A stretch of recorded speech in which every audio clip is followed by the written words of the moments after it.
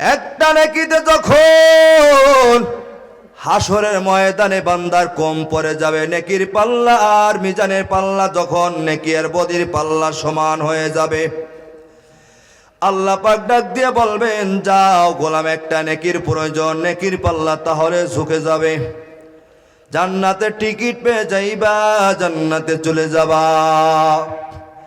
বান্দা একটা নেকির জন্য হাসর ময়দানে দৌড় শুরু করবেন। একটা নেকির জন্য মায়ের কিনারে চলে যাবে, ডাক দিয়ে বলবে, মা একটা নেকির প্রয়োজন, একটা নেকি দাও, তাহলে মিজানের পাল্লা নেকিতে ঝুঁকে যাবে, জান্নাতে চলে যায়।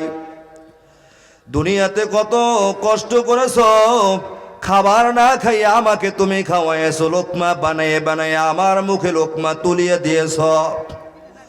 ও মা, না খাইয়া খাওয়াইছ, কিয়ামতের ময়দানে আজকে বিপদে পড়েছে, একটা নেকি দাও, জান্নাতে চলে যায়। ওই দিন মোহব্বতের মা ডাক দিয়া বলবে, সোহকান দূর হয়ে যাও, আমি তোমাকে চিনি না।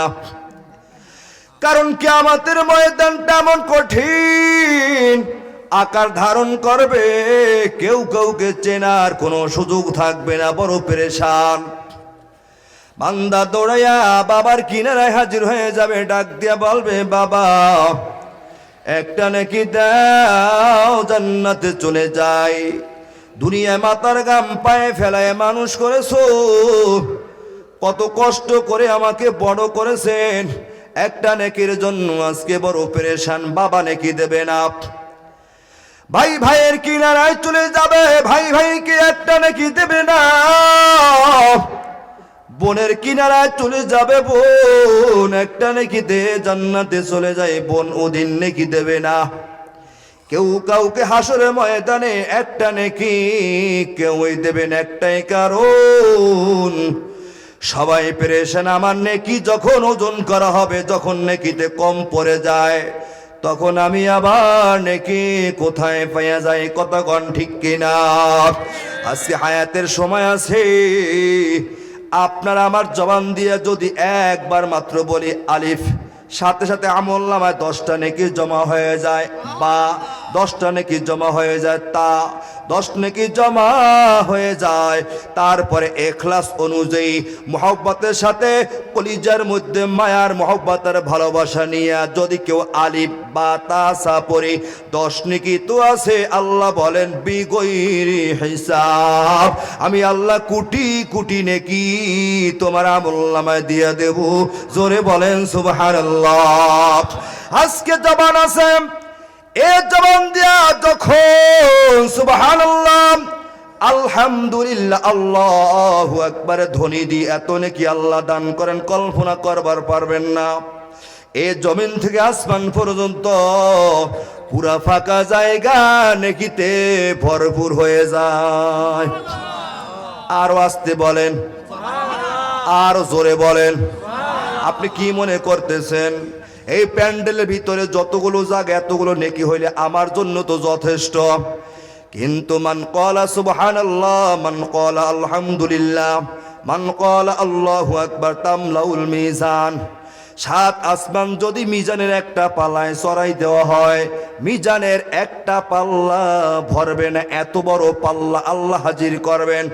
এরপরে 7টা জমিন যদি এক এক করে মিজানের পাল্লায় চড়াই দেওয়া হয়, 7 আসমান 7 জমিন চড়াই দিল, মিজানের একটা পাল্লা ভরে না, কত বড় পাল্লা। আল্লাহ পাক রব্বুল আলামিন বলেন, আব্দুর রহমান শুন, এরে আমিনা, সুমাইয়া, রহিমা, খাদিজা, আমার মালিকের মতো দয়াবান জগতে কেউ নাই। আল্লাহ পাক বলেন, গোলাম তোমার নাপাক জবান দিয়া, অপবিত্র জবান দিয়া আমি আল্লাহকে যদি মুহাব্বতের সাথে আল্লাহর গুণগান গাইয়ে একবার বলো সুবহানাল্লাহ, আলহামদুলিল্লাহ, আল্লাহু আকবার, এক একটা তাসবির ওজন কত? যেই মিজানের পাল্লা 7 আসমান 7 জমিন চড়াই দিলেও ভরে না, এত বড় পালা।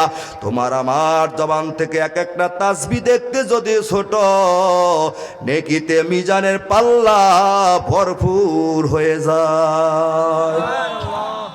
পুরা নেকিতে মিজানের পাল্লা ভরপুর হয়ে যায়। এত সুযোগ পাওয়ার পরও যদি হায়াতের জীবনে আমরা মালিকের গুণগান না গাই, এ তাসবিহগুলো আমরা পাঠ না করি, আপনার মতো আমার মতো নেমুখ হারাম দুনিয়ায় কেউ থাকবে না। কতক্ষণ ঠিক কিনা? একটা নেকিতে টান পড়লে বান্দা পাগল। অপাটার গেল কইও, একটা নেকিতে টান পড়লে বান্দা পাগল হয়ে যাবে। হালকা একটু বক্স সাউন্ড দাও। তা এখন এই আপনার আমার সময় আছে, এখন যদি মনে করেন এখানে বসছেন, কি যে লাভবান হবেন কল্পনা করতে পারবেন না। আমরা এখানে যারা আছি, আমরা তো গরিব মানুষগুলো এখানে আছি। নবী যখন মেরাজের রাত্রে আল্লাহর বাড়ি যাইতেছিলেন, জান্নাত ভ্রমণ করলেন, নবী আমার দেখলেন জান্নাতের মধ্যে গরিব মানুষগুলো বেশি। জোরে বলেন সুবহানাল্লাহ। গরিব মানুষের মন থাকে ভালো, হৃদয় থাকে ভাঙা ভাঙা, ভাঙা হৃদয়ে আল্লাহ রহমত প্রবেশ করে। দেখেন না, বৃষ্টির পানি যখন বর্ষণ হয়, নিচু জায়গায় গিয়ে বৃষ্টির পানি জমা হয়, উঠানের যেই জায়গায় উঁচু ওইখানে পানির নিশানা থাকে না। বৃষ্টি থামতে দেরি, জায়গা মুহূর্তের মধ্যে শুকিয়ে যায়। কতক্ষণ ঠিক কিনা? টাকাওয়ালা, গাড়িওয়ালা, বাড়িওয়ালা, অহংকার, দেমাগ, হিংসায় পতন, ওই কলিজার ভিতরে রহমত বসে না। ভাঙা ভাঙা হৃদয়, এদের কলিজার ভিতরে আল্লাহ রহমত বসে। আজকে আমরা এখানে যারা আসছি, এই সময়টুকু আল্লাহর কাছে এত দাম। আমরা যখন মারা যাব, মারা যাওয়ার পরে মানুষ অন্ধকার কবরে যখন জানাজা পরে দাফন করে বাঁশের চালে দিয়া উপরে মাটির দেওয়ার কাজ চলতেছে। নবী আমার হাদিসের মধ্যে বলেন, ইজা বুজিয়াল মাইয়িতু ফি কবরিহি জাআল কুরআনু ইনদা রাসিহি। মাথার কিনারার সাথে সাথে কবরের ভিতরে আল্লাহ পাকের কোরআনটা হাজির হয়ে যায়। কোরআন হাজির হয়ে যায়। কোরআন যখন হাজির হয়, হঠাৎ করে কবরের ভিতরে আরো দুইজন হাজির হয়ে যায়। কোরআনের তখন জবান খুলে যায়। কোরআন তখন ডাক দিয়ে বলেন, এই তোমরা দুইজন কারা এসেছো এখানে? বলে, আমরা হলাম আল্লাহ পাক রব্বুল আলামিনের ফেরেশতা। তোমাদেরকে তো আমি কোরআন দুনিয়ার জীবনে কোথাও দেখি নাই, তোমরা এখানে কি চাও? ওই দুজন ফেরেশতা বলেন, আমরা চাই এ বান্দাকে প্রশ্ন করব। কিসের প্রশ্ন আবার? বান্দাকে প্রশ্ন করব, মার রব্বুকা মা দীনুকা মান হাযা রাজুলুল্লাযী বুইসা ফীকুম। এ গোলাম, রবের পরিচয় দাও, ধর্মের পরিচয় দাও, পয়গম্বরের পরিচয় দাও।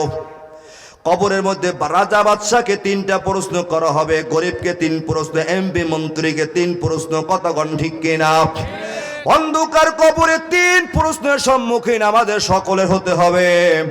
কোরআন যখন বলবেন তোমরা কি চাও, তখন ফেরেশতা দুইজন বলবেন, এই বান্দাকে প্রশ্ন করার জন্য এসেছি।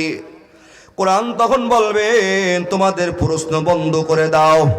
এই বান্দার সম্পর্ক, আমি কোরআনের সঙ্গে বড় সম্পর্ক, মহব্বত আর ভালোবাসা। এ বান্দা যখন দুনিয়ার জীবনে ছিল, বান্দা সকালে কোরআন পড়েছে, বান্দা